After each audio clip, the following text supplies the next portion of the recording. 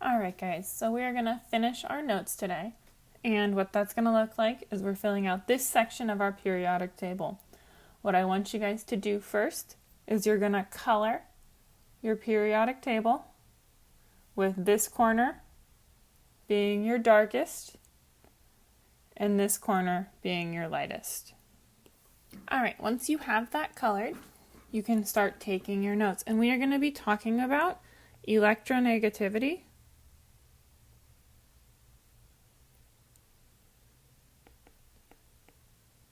and ionization potential.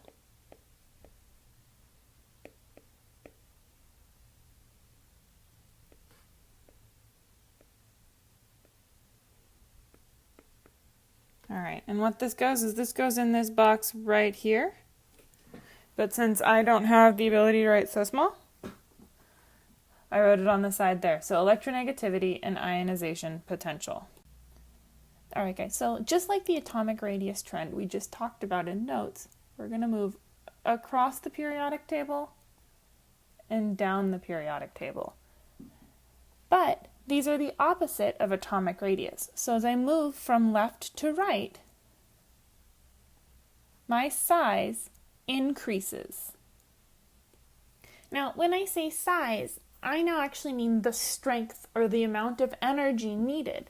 And so as I move across, I increase the amount of energy. And when I move down, I decrease the amount of energy needed. Now, what that means is that this corner over here is going to be my strongest, and that this corner down here is going to be my weakest. Now, if you notice, I didn't color the far column here. I didn't color that, and it's not letting me color.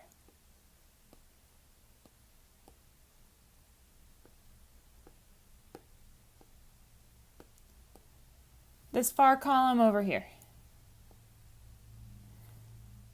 And the reason for that is that that column does not follow these patterns.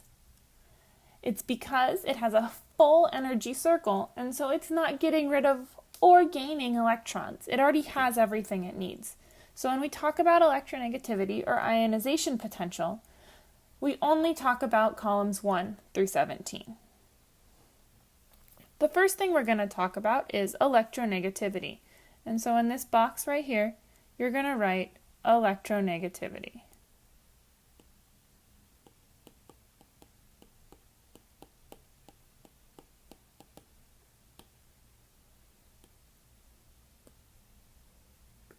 And what electronegativity is, so the first thing we're going to talk about is electronegativity. And electronegativity is the ability to steal additional electrons from other elements. And what that means is that as we move across, we increase the number of electrons, or valence electrons in particular, that we have in each atom. And so more valence electrons means you need a higher electronegativity. So you're more likely to steal electrons. So to review, electronegativity is the ability to steal electrons from other elements. And if you have more valence electrons, you have more electronegativity. And so that's why as you move across the periodic table, as we add more valence electrons, we see an increase in electronegativity, or its ability to steal electrons. The other trend we're going to talk about is ionization potential. And ionization potential is the amount of energy required to remove the outermost valence electron from an atom. And what that means is the less number of valence electrons, the less energy it takes to remove an outermost valence electron. So the lower the ionization potential. So take a second, pause, make sure you copy all of this down, and then we're going to do 3 sample problems. Alright guys, let's do a couple sample problems. First, let's review what our trends are. So for ionization potential and electronegativity, as I move across the periodic table, the amount of energy I need increases. And then as I move down the periodic table, the amount of energy decreases, which makes this corner over here my strongest. Strongest. And this corner over here, my weakest. So, if I gave you elements going down this column,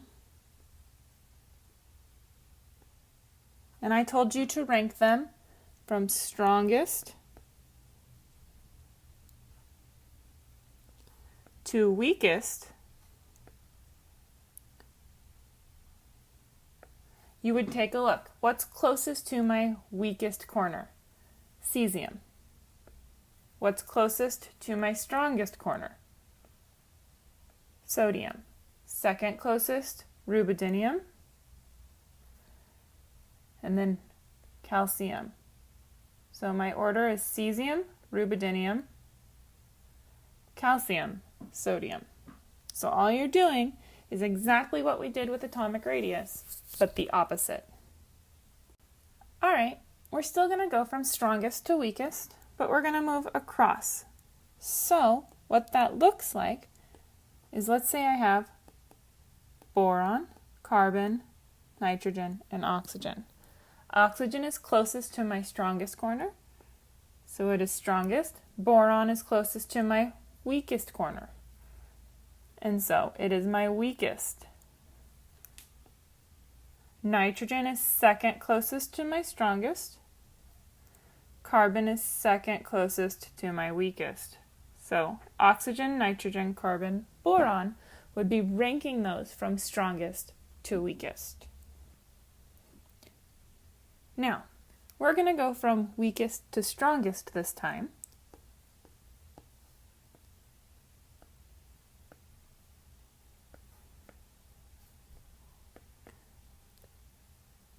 And we're going to look all the way across my periodic table. So let's look at francium, cobalt, silicon, and fluoride. So my one that is closest to my weakest corner, because I'm starting weakest to strongest, is francium. So francium is my weakest. Fluorine is closest to my strongest. So it's on that side. Now, cobalt is second closest to my weakest. So I write cobalt. Silicon is the next closest to my strongest, and so it's silicon.